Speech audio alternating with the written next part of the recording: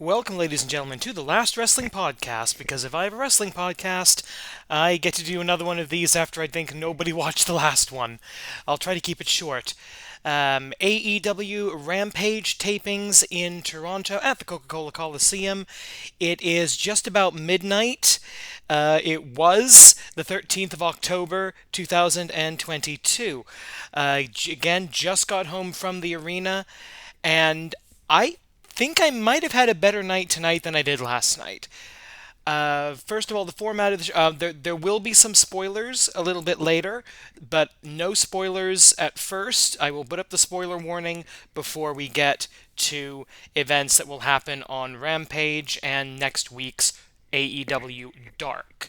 Because that was the format for the night. We was a 3-hour show, which is about for a live event, especially one that you're paying more than $100 for, and I don't think there was a ticket under $100. Yeah, 3 hours is about the sweet spot, especially on a weekday. Now we had 2 hours of dark tapings, which, knowing what I know of AEW Dark, and I don't watch Dark that often, that's probably about one episode.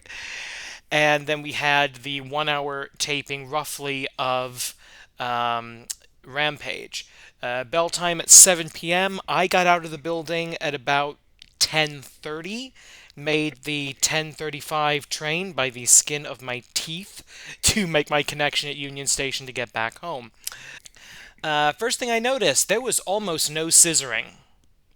There was almost no scissoring at Rampage, and that made me sad on the inside because when a law is unjust, I think we must all take our moral obligation to break the unjust law. And I mean that purely in a kayfabe sense. Please don't send the cops after me. Once again, the arena was full.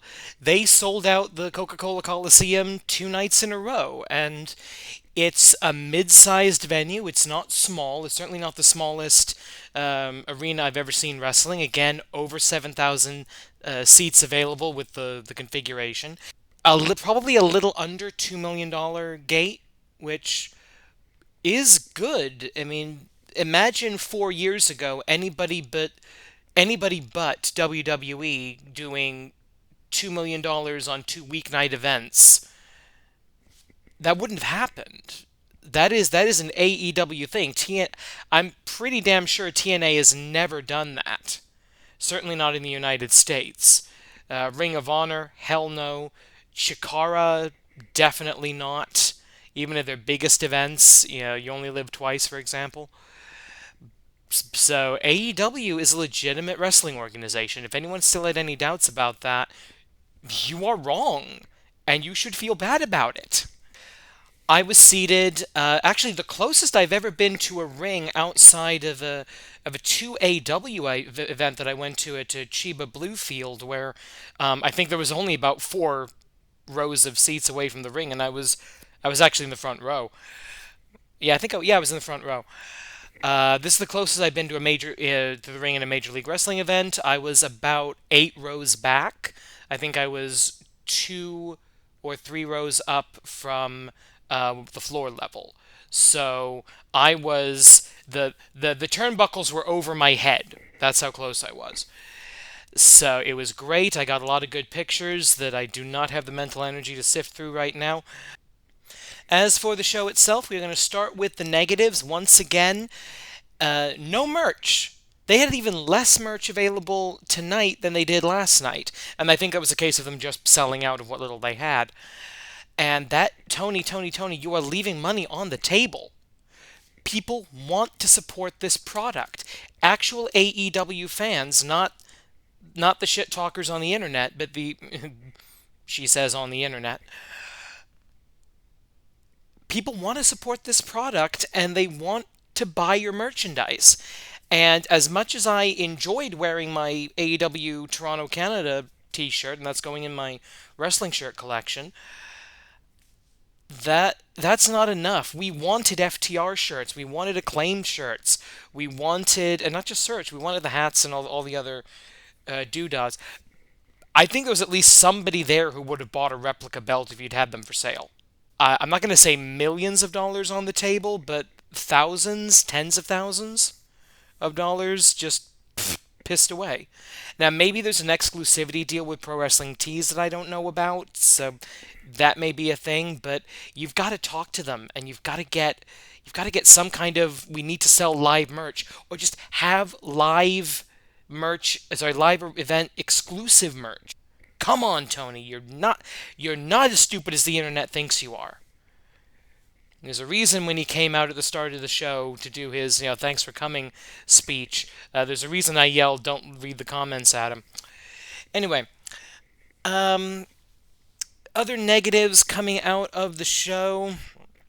2 hours is a long time for dark tapings. And dark tapings are exactly what you see on the tin when you watch them on YouTube. They're a bunch of enhancement matches.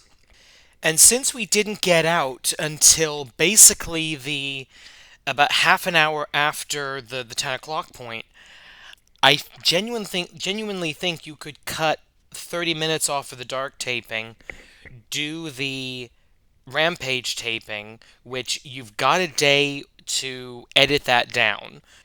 I think, half an hour less of dark, and you can get people out of there half an hour earlier, which, especially if you're running on a weeknight, is a thing to talk about. I'm recording this at 10 after midnight, and I've got a 5 a.m. wake up call.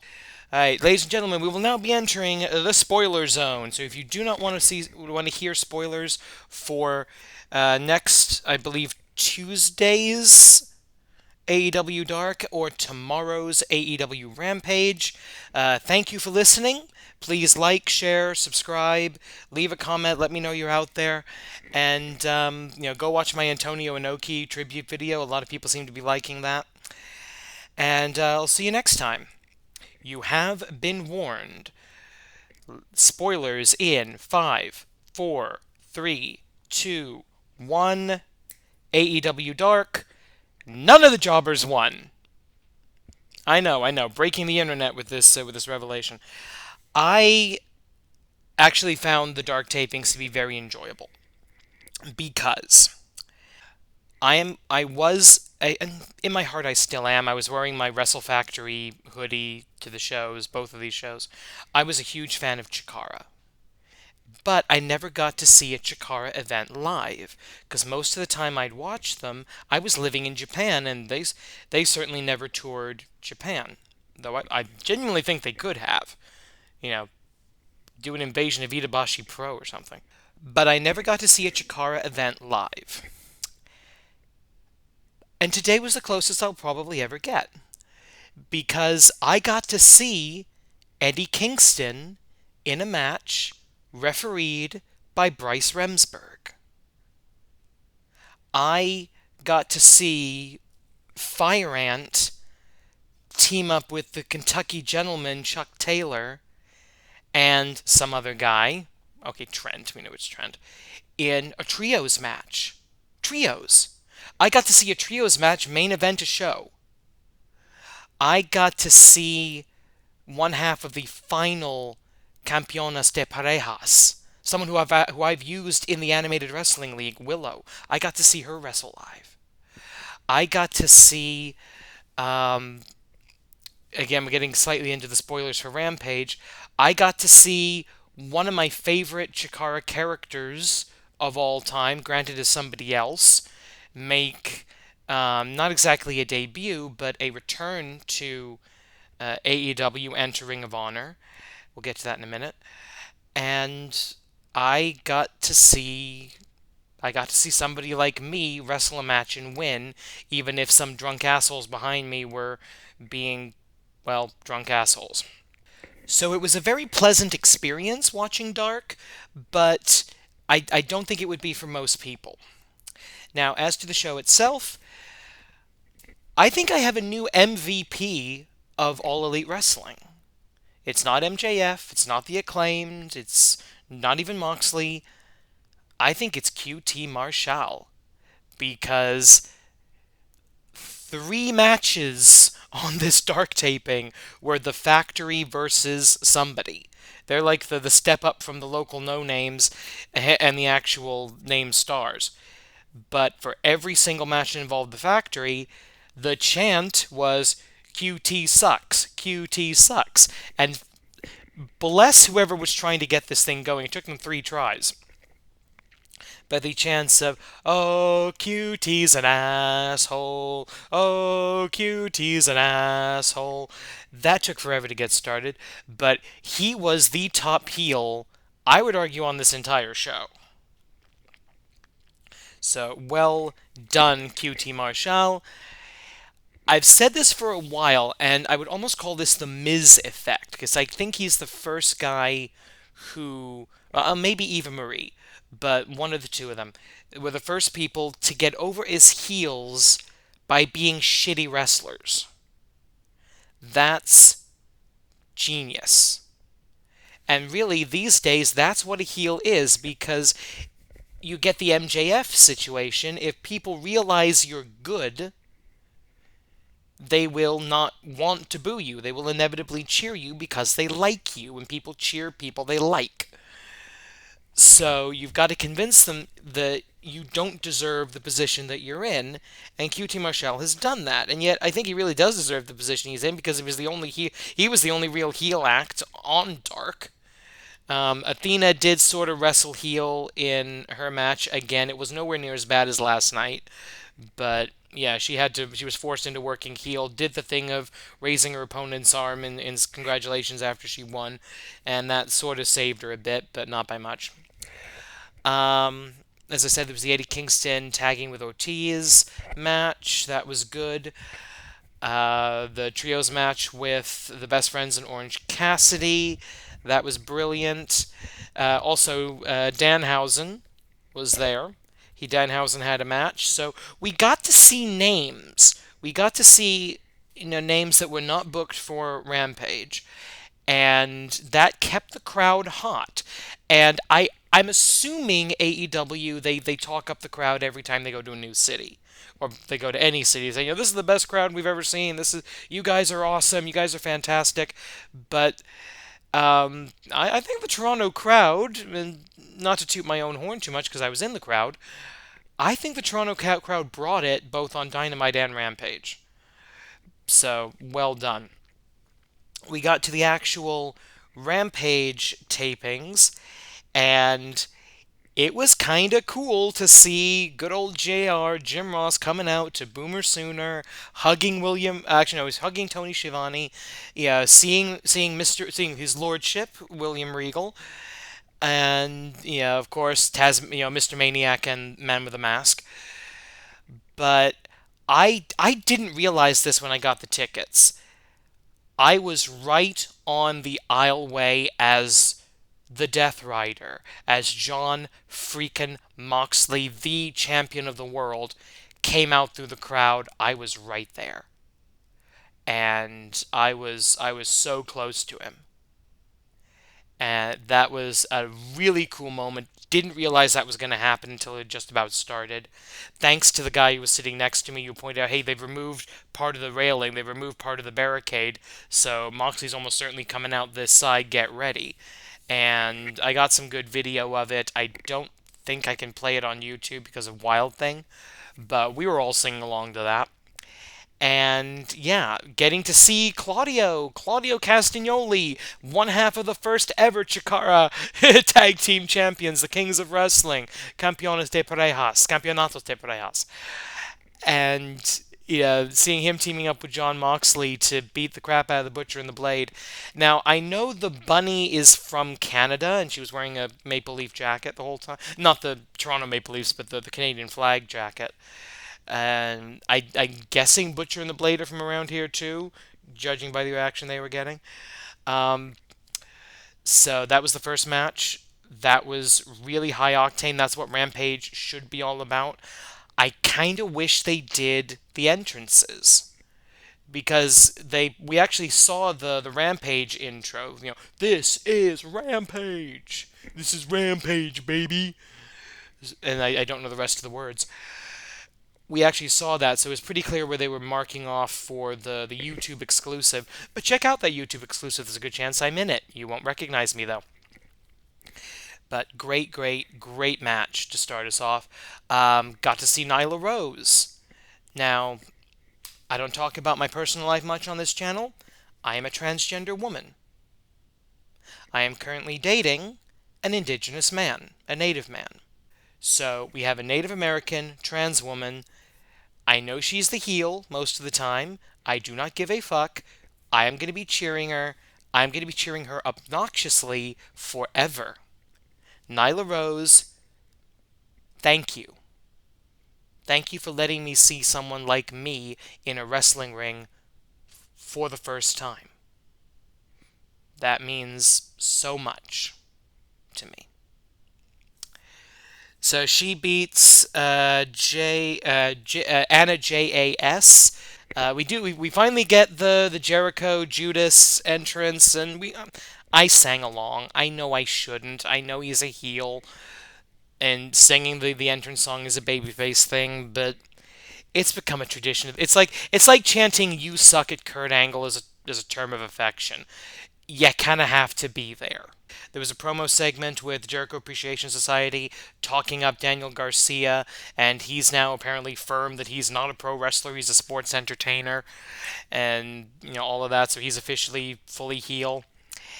And then we get Dalton Castle, our next Chikara guy coming up. It's smooth sailing Ashley Remington, one of my favorite Chikara characters of all time. And again, not the same as Dalton Castle. Dalton Castle's a different gimmick. But you know what? To me, he still breaks on one, my friend. So he comes out, gives a weird little promo with the boys, and I think if you've never seen this gimmick before, this promo is going to be a good introduction to you. He kind of sounds like a Muppet.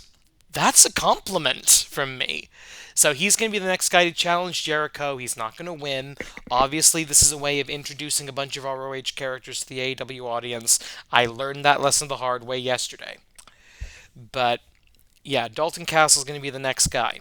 So then we have the Nyla Rose match. After the Nyla Rose match, Jade Cargill comes out and tries to take back the TBS Championship belt. Fails because Nyla's just better than you. Because Nyla Rose is awesome and Jade Cargill is, again, she's a heel because she's a shit wrestler. And I will say she has improved. She has improved leaps and bounds since we first saw her, and her character as the insecure prize fighter who, ducks real challengers, sets up defenses against tomato cans and ham and eggers to pad the record, to make herself look better than she actually is. I like that. And that was actually continued in this interaction with Nyla because for all of her, I want my belt back, piss and vinegar. She sent the baddies to actually do the job. She sent the minions to do it. Good heel work there. Nyla gets away with the belt. So Nyla still in possession, officially not the TBS champion, but still in possession of the championship belt. And I hope when the eventual match between the two of them happens that Nyla actually wins it, becomes the first person to ever hold both the World's Women's Championship and the TBS Championship. That would be so cool. I was actually kind of hoping we'd see that tonight because I know they tend to rush through Jade Cargill stories, but no, they're actually giving this one some room to breathe. Very good. So I didn't get to I got to see Nyla Rose beat somebody up, and I get to see Nyla Rose involved in a long-term storyline, and something with Jade Cargill is lasting more than a week. All of these are positive things. There was a one-on-one match with one half of Private Party versus All Ego Ethan Page, local guy, over like hell with the crowd. Call it Bizarro World if you like. I thought it was quite good. In a surprisingly short match, All Ego Ethan Page defeats one half of Private Party, and now Private Party and Matt Hardy work for the firm. I guess that's a good idea. The more heels you can, get into the jet stream of MJF, I guess that's good. I'm thinking the MJF. I'm thinking the firm needs a bit more structure. We need to know, you know, we need to know more of what they are, what they do, what they don't do, what titles they're going for, etc. And frankly, a lot of their members need personalities. Stokely's great. Stokely is not seven people. Main event. We got to see the backstage promos with Mark Henry, FTR, and Sean Spears versus the Embassy, which was Brian Cage and two big guys who kind of need to grow personality. Again, Prince Nana is good. The manager can cover for the fact you've got the charisma of a cabbage, but not for long. This was not only AEW's Rampage debut in Toronto, in Canada, international, this was the night we all remembered why Sean Spears exists. Sean Spears was the best thing of the night. I will get to why in a very few moments. This is not going to be shorter than the last one, is it? The trios match, was very good. Not a lot of selling from the FTR, or FT10, as my area tried to get them over as. That didn't catch on. Um, Spears completely embracing the 10 gimmick now, including with Black X on the back of his pink tights. Yes, there was a color coordinated Bret Hart tribute there. He is never getting away from that 10 gimmick, and I think at this point he's sort of resigned himself to it. We had the obligatory Canada spot that shockingly we did not have the previous evening, and that is all three baby faces in the ring at the same time in the trios match, putting all three of the heels in the sharpshooter. That's right, triple sharpshooters. Because fun fact: when you come into Canada as a professional wrestler, they make you sign a piece of paper at the border, or the port of entry, I should say, that you will use the sharpshooter. They have a dummy at the airport that you have to correctly lock the sharpshooter on the tackling dummy. Essentially, is what it is, in order for them to let you into Canada. I'm lying. After the match, we had another Ring of Honor debut. It was the debut, I think at least the debut, of The Kingdom. Maria Kanellis, Mike Bennett, or Maria Kanellis Bennett, Mike Bennett, and somebody else, I want to say Matt Taven. They come out and challenge FTR for the Ring of Honor and IWGP tag team titles. Okay, Ring of Honor I get, but who are you to think that the International Wrestling Grand Prix is going to say you get a title shot? No. So they come out, they team up with the Embassy to attack FTR and Sean Spears, and we all start chanting for Ward Joe because we all see where this is going. And yes, Samoa Joe, Wardlow come out, save the day, clear off the heels, and I believe that was the end of the broadcast. Now, hopefully AEW will put this on the YouTubes. After the match ended, after the show ended, FTR get on the microphone and basically, they do the, thanks for coming out, crowd, talking up the crowd, that was nice. And before they let Samoa Joe finish this off, oddly enough, it was Wardlow was the only one who didn't get to talk. Sean Spears takes the microphone and basically says where he's been the last few months. If he had been injured, if he had been fired, if he had plans to go other places, which I'm assuming meant WWE or NXT. And he said it was none of that. He pointed out that his mother passed away. And, condolences from the crowd. I tried to get a Sean Spears mom chant starting. It didn't work. And, he said that, he needed time off to deal with his mother's final affairs. He got to say goodbye to her, and that this past Mother's Day, she was the first person, other than himself and his wife, to learn that Sean Spears is going to be a father. He's going to be having a baby soon. Yeah, that got him a daddy, daddy, daddy chant. Should have gotten him a scissor me daddy chant, but he didn't. um, There was a guy in the crowd who actually had a sign that said, "I'm going to be a father, I'm going to be a daddy," something like that. And the wrestlers saw that. Joe pointed that out and said, "Yeah, hey, let's give that guy a round of applause too. Congratulations." And there was this wonderful moment. I think this was genuine. Sean Spears going to Dax Hardwood, and the guy with the who fights like an 8-year-old girl, and basically says, "Dax, if I can be at half the father you are, I'm gonna be okay."